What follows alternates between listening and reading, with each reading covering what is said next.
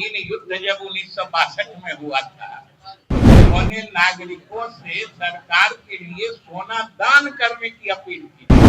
और वैसे लोग अगर कांग्रेस के लोग अगर इस नीति को विफलता की बात कर रहे हैं, तो इसका मतलब सिर्फ वो अपने पूर्वजों को अपमानित कर रहे हैं।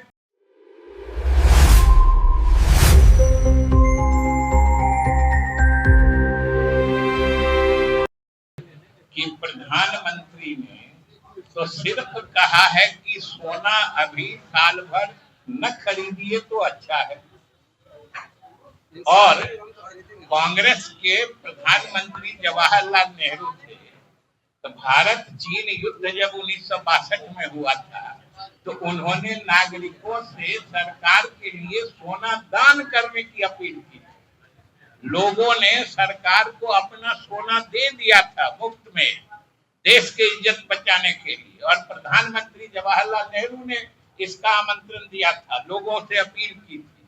उसी तरीके से 1965 में जब पाकिस्तान की लड़ाई हुई थी, तो लाल बहादुर शास्त्री जी ने अपील की थी, उसमें भी बहुत सारे देश के लोगों ने सोना दान दिया था, देश हित में अपना सोना देश को दे दिया।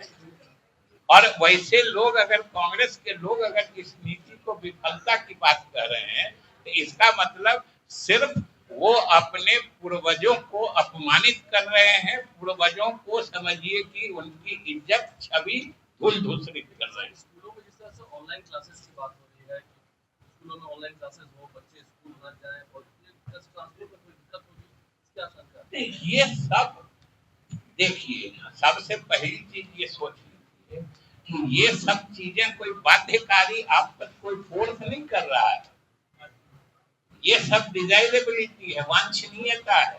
मतलब ये करिए तो अच्छा है, ऑनलाइन क्लासेस हो तो अच्छा है, वर्क फ्रॉम होम हो तो अच्छा है। ऐसा उन्होंने नहीं कहा कि वर्क फ्रॉम होम करना होगा, ऑनलाइन क्लासेस करना होगा, ऐसा उन्होंने नहीं कहा। और जहां तक उन्होंने तो हाइब्रिड मॉडल की भी बात कही है, दोनों तरीके से करके काम अच्छे से चले सो देखिए। पहले आप शांत हो जाइएगा, तब प्रधानमंत्री या गृह मंत्री की बात हो। सर, आज से जन सुनवाई की शुरुआत क्या ये आप समझ लीजिए, हमारे अध्यक्ष जी बैठे हैं श्री उमेश कुशवाहा जी, इन्हीं के निर्देश पर हम सारे मंत्री लोग आज यहाँ उपस्थित हैं। और आप जानते हैं कि ये हम लोगों की पार्टी की शुरू से परंपरा रही है कि पार्टी के जितने भी मंत्री सरकार में होते हैं, वो सब किसी दिन सप्ताह में यहाँ आकर पार्टी के कार्यकर्ताओं से मिलते हैं, या कभी कभी आम लोग भी अपनी उस विभाग से संबंधित समस्या लेके आ जाते हैं, तो उनका भी सुनते हैं और उसके निदान की व्यवस्था करते हैं। और आप सब जानते हैं कि देखिए, अब आप लोग भाई चुप तो रहिए, और आप सब जानते हैं कि ये नई सरकार बनी है और अभी तुरंत इसका विस्तार भी हुआ है। तो आज से जो जन सुनवाई का, जनता दल यूथ का यह कार्यक्रम है, फिर से नए सिरे से नए कलेवर के साथ प्रारंभ हो रहा है। और आज के इस जो जन सुनवाई का कार्यक्रम है, इसमें हम लोगों ने जो कुछ लोग आए हैं उनका हम सुने हैं, और आप लोगों से बात करने के बाद भी हम लोग काफी देर तक हम सारे मंत्री यहाँ बैठते हैं और लोगों की समस्याओं को सुनते हैं और उसके निदान की व्यवस्था सरकार में कराते हैं। आज के इस कार्यक्रम में आप सभी लोगों का स्वागत है। अब बताइए आप क्या करें। कौन विभाग के मंत्री बैठेंगे जनता दरबार में, ऐसा भी कुछ प्रोग्राम है? ठीक है, प्रधानमंत्री जी ने जो कुछ बातें सलाह या सुझाव के तौर पर देश के नागरिकों को दी है, वो न सिर्फ सराहनीय है बल्कि प्रशंसनीय है। और आप सोच के देखिए कि उन्होंने जो बातें कही हैं, उसमें से कौन सी ऐसी बात है जो आम लोगों के विरुद्ध जाती है, पहली चीज। और अगर विपक्ष इसमें भी राजनीति देखता है और इसको सरकार की विफलता का प्रतीक बताता है, तो ये तो उनका मानसिक दिवालियापन है। अगर कोई कहे कि घर में थोड़ा खर्च कम करो, तो कोई कहे कि ये घर फेल हो गया, इस घर का गार्जियन फेल हो गया। बचत की मानसिकता, उसमें भी सब जानते हैं कि किसी भी देश की अर्थव्यवस्था के मजबूती का आकलन उस देश के विदेशी मुद्रा भंडार के साइज से, उसके आकार से किया जाता है। किस देश के पास कितना विदेशी मुद्रा का भंडार है, उस देश की आर्थिक स्थिति उतनी ही मजबूत मानी जाती है। ये सामान्य जो अंतरराष्ट्रीय अर्थशास्त्र का सिद्धांत है।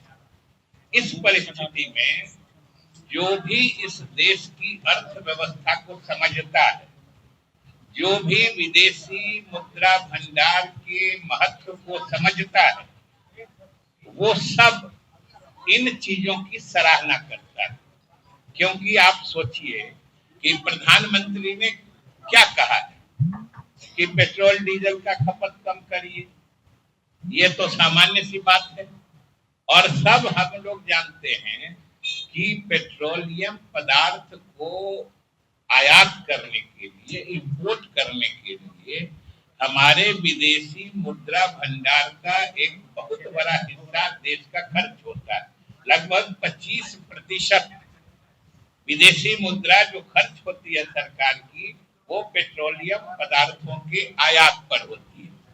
तो उन्होंने कहा है कि इसका खर्चा कम करिए, कोई काम छोड़ने के लिए तो नहीं कहा।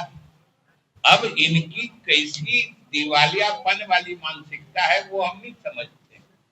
उसी तरीके से उन्होंने कहा है कि सोना खरीदना थोड़ा कम करिए या साल भर के लिए बंद करिए। जैसे पेट्रोलियम पदार्थ पर 25% विदेशी मुद्रा खर्च होती है। आप आगे हैं तो पीछे मत देखिए, जो आगे है आगे देखिए, पीछे घूमिएगा तो उससे अच्छा पीछे चले जाएंगे।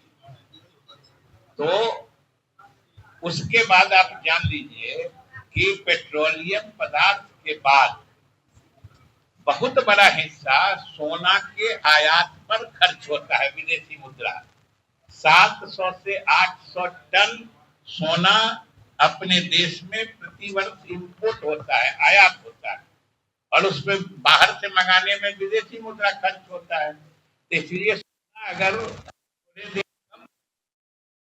नहीं खरीदते हैं तो इस फर्क पड़ता है।